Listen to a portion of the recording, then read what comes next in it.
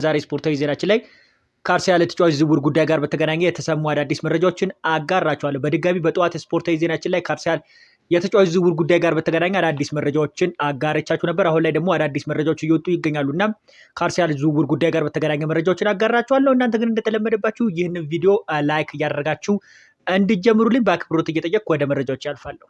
ቅድሚያም ሰጥቼ ሳልፍ እንግዲህ በአርሰናል ቤት ሲፈለግ የነበረውን ኤብሪች ኢዜን የተመለከተ መረጃ ፋብሪዞ ሮማኖ ከአርሰናል ተጫዋች ዝውውር ጉዳይ ላይ ወደዚህ ሰዓት ላይ ያወጣውን መረጃ እንመልከት። አርሰናል በሳምንቱ መጨረሻ ከኤብሪች ኢዜ ወኪሎች ጋር ግንኙነት አድርጓል። ንግግሮች ለክሪስታል ፓላስ ኮከብ እየተደረጉ ነው። ያው ስምምነት ሁኔታዎች ላይ በቅርቡ መረጃ ይሰጣል ተብሎ ይጠበቃል። አሁንም ቢሆን ቶተንሃም የተጫዋቹ ፈላጊ እንደሆነ ፋብሪዞ ሮማኖ ከአርሰናል የተጫዋች ዝውውር ጉዳይ ጋር በተገናኘ አጋርቷል። ኢዜ ወደ አርሰናል ልንመለከታቸው ከሚገቡ ዝውውሮች መካከል አንዱ እንደሆነ ተዘግቧል። አርሰናል ሮድሪጎን ማስፈረም ካልቻሉ የኢዜን ዝውውር ቀላል አማራጭ ነው።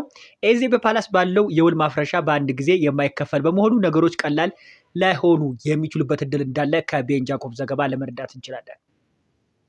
ኤብሪች ኢዜን በተመለከተ እንግዲህ ቤን ጃኮብ እና ፋብሪዞ ሮማኖ ይዞት በወጣሁት መረጃ መሰረት አርሰናሎች የሮድሪጎ ዝውውር ጉዳይ የማይሳካላቸው ከሆነ እንደ አማራጭነት የኤብሪች ኢዜን ዝውውር ለመጨረስ እንቅስቃሴ እያደረጉ መሆናቸውን ተዘግቧል። እናም ከቤን ጃኮብ እና ከፋብሪዞ ሮማኖ ዘገባ ለመረዳት እንደምንችለው አርሰናሎች የሮድሪጎ ዝውውር የማይሳካላቸው ከሆነ ፊታቸውን ወደ ኤብሪች ኢዜ እንደሚያዞሩም ይጠበቃል። ፋብሪዞ ሮማኖ በድጋሚ ከተጫዋቹ ዝውውር ጉዳይ ጋር ያጋራው መረጃ እንመልከት። አርሰናል በዚህ ሳምንት ከኤብሪች ኢዜ ወኪሎች ጋር ንግግር አድርጓል። ከፓላከሶች ጋር ግንኙነት ያደረጉ ሲሆን ስለ ተጫዋቹ ሁኔታ መረጃ መሰጠታቸውን ፋብሪዞ ሮማኖ አጋርተዋል። አንድ ኦፖዚል ይዞት የወጣውን መረጃ ከዚህ ተጫዋች ዝውውር ጉዳይ ጋር በተገናኘ ላጋራችሁ። የኔ ግንዛቤ ስብሰባ የተካሄደው ቅዳሜ ዕለት ከኤብሪች ኢዜ ካምፕ ጋር ነበረ። አርቴታ የዚህ ንግግር እንዲደረግ ቁልፍ አካል እንደነበረም ተዘግቧል። የግል ውሎች መስማማቱን ወይም ክሪስታል ፓላስ ጋር ስለተደረገው ውይይት ግልጽ አልተነገረም። ለአሁኑ ከባድ እርምጃ እስኪወሰድ ድረስ ዝውውሩ በትኩረት እንከታተላለን ሲል አንድ ኦፖዚል ከአርሰናል የተጫዋች ዝውውር ጉዳይ ጋር በተገናኘ አጋርቷል። ሌላ በኩል አርሰናል ተከላካይ ለማስፈረም እንቅስቃሴ እያደረገ እንደሆነ ይታወቃል ማለት ነው። ማስኮሬና በተመለከተ በዛሬ የወጡ መረጃዎች አሉ፣ እሱን እናጋራለን። ቫሌንሺያ የሌቨርኩሰን ተከላካይ ማሪኖ ሆርሞስንን ለማስፈረም እንቅስቃሴ መጀመራቸውን ተዘግቧል። ማስኮሬና እንደሚለቅም አሁን ላይ እርግጥ እየሆነ የመጣ ይመስላል ማለት ነው። ተጫዋቹ ተተኪን ለማድረግ ቫሌንሺያዎች አሁን ላይ በገበያው ላይ የሚመለከቱትን ተከላካይ ለማስፈረም እንቅስቃሴ ማድረጋቸውን እየተዘገበ ይገኛል። ከሁጉ ኤክቲኬ ዝውውር ጉዳይ ጋር በተገናኘ በጠዋት ዕለት አንድ መረጃ አጋርቻቸው ነበር። አርሰናል በ9 ቁጥር አጥቂ ስም ዝርዝሮች ውስጥ ከያዟቸው ስም ዝርዝሮች ውስጥ ሁጉ ኤክቲኬ እንደሚገኝበት ከወደ ጀርሜን ቢልድ ይዞት የወጣው መረጃን አጋርቻችሁ ነበር። ከዚህ ዝውውር ጉዳይ ጋር በተገናኘ ፋብሪዞ ሮማኖ ይዞት የወጣው መረጃ እንመልከት። አርሰናል ሁጉ ኤክቲኬን ላይ ፍላጎት አለው ስለሚለው ወሬ ተጨባጭ መረጃ የለኝም። እኔ ማውቀው በሁጉ ኤክቲኬ ዝውውር ላይ ምንም አይነት አዲስ የተፈጠረ ነገር የለም ሲል ፋብሪዞ ሮማኖ አርሰናልና ሁጉ ኤክቲኬን የሚያጋራውን መረጃ ግልጽ አድርጎታል ማለት ነው። ምንም እንኳን አርሰናሎች በተጫዋቹን በ9 ቁጥር አማራጭ ላይ ቢይዙትም ነገር ግን ከተጫዋቹ ጋር ምንም አይነት ተጨባጭ የሆነ ንግግር አለማድረጋቸውን ፋብሪዞ ሮማኖ ይዞት የወጣው መረጃ ይጠቁመናል። በሌላ በኩል ስናልፍ ቪክተር ዮከሬስን የተመለከተ መረጃ ከወደ ፖርቹጋል የወጣውን መረጃ ላጋራቸው። ቪክተር ዮከሬስ ከስፖርቲንግ ፕሬዚዳንት ፌዴሪኮ ቫርካስ ጋር የመጨረሻ የፊት ለፊት ንግግሮችን ለማድረግ እንዳሰበም ተዘግቧል። ይህም አርሰናል ለመቀላቀል ግፊት ለማድረግ እድል እንደሚኖርም እየተዘገበ ይገኛል ማለት ነው። ከቪክተር ዮከሬስ ዝውውር ጉዳይ ጋር በተገናኘ በጠዋት ስፖርታዊ ዜናችም ላይ እንዳጋሯችሁ መረጃ መሰረት ተጫዋቹ ስፖርቲንግ ሊዝበን ለመልቀቅ እንዳሰበ ለክለቡ ባለሀብቶች ተናግሯል ማለት ነው። ምንም እንኳን ተጫዋቹን በከፍተኛ ገንዘብ ስፖርቲንግ ሊዝበኖች ለመሸጥ ቢፈልጉም ነገር ግን ተጫዋቹ ግፊት በማድረግ በክረምት የዝውውር መስኮት ክለቡን ለመልቀቅ እንደሚፈልግም ተዘግቧል። ከቶማስ ፓርቲ ዝውውር ጉዳይ ጋር በተገናኘ ፋብሪዞ ሮማኖ ይዞት የወጣው መረጃ ላጋራችሁ። ከ10 ቀን በፊት ታቅዶ እንደነበረው ቶማስ ፓርቲ ዛሬም አርሰናልን የሚለቅ ይሆናል። ኮንትራቱ በመጠናቀቁ ከአርሰናል በነፃ የሚለቅ ይሆናል። ክሪስቲያን ኖርጋርድ ከብሬንትፎርድ መድፈኞችን የሚቀላቀል ይሆናል ሲል ፋብሪዞ ሮማኖ አጋርቷል። ማስክሩናን በተመለከተ የተጋራ መረጃ አዲስ መረጃ አለ። አርሰናል ዛሬ ለቫሌንሺያ የተሻሻለውን የዝውውር ጥያቄ እንደሚያቀርቡ ይጠበቃል።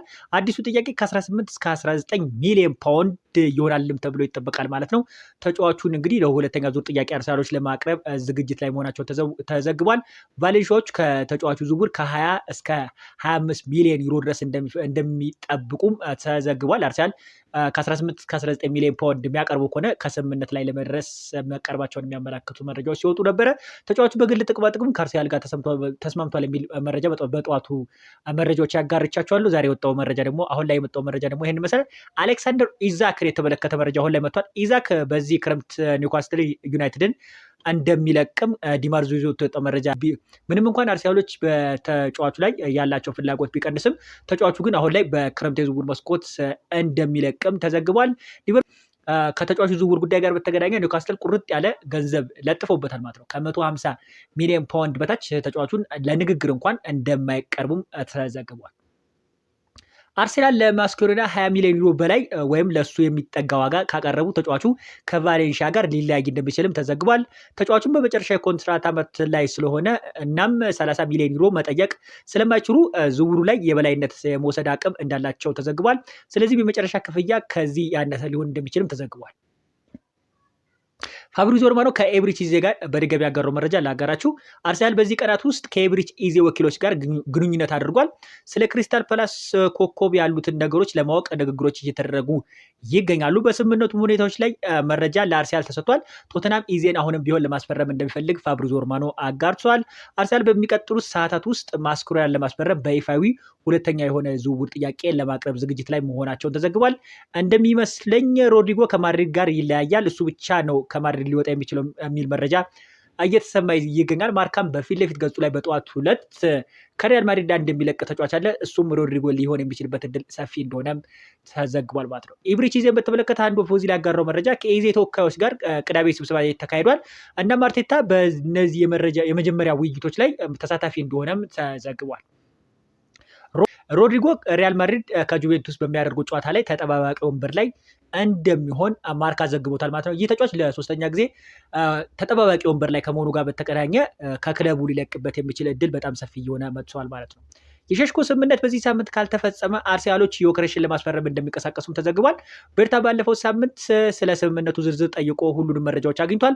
የዮኬሬሽ አርሰናል መቀላቀል ይፈልጋል። ጠንካራ ግፊት እያደረገ ሲሆን ወኪሉም ብዙ ስራ እየሰራ እንደሆነ ተዘግቧል ማለት ነው። በዚህ ሳምንት አርሰናሎች ተጫዋቹን ዮኬሬሽን በተመለከተ አንዳንድ እንቅስቃሴዎችን እንደሚያደርጉ ይጠበቃል። የቤንጃሚን ሲስኮ ዝውውር አርሰናሎች አሁን ላይ ይፋ የሆነ ጥያቄ ለማቅረብ ዝግጅት ላይ መሆናቸውን የሚያመላክቱ መረጃዎች እየወጡ ይገኛሉ ማለት ነው። የሼሽኮ ዝውውር በዚህ ሳምንት የማይሳካላቸው ከሆነ አርሰናሎች ቀጥታ ትኩረታቸውን ወደ ቪክተር ዮኬሬሽ እንደሚያደርጉ ይጠበቃል። ከአርሰናል ዝውውር ጉዳይ ጋር በተገናኘ የዛሬ ስፖርታዊ ዜናችን ይህን ይመስላል። በሌላ ቪዲዮ እስክንገናኝ መልካም ጊዜ። ቻው።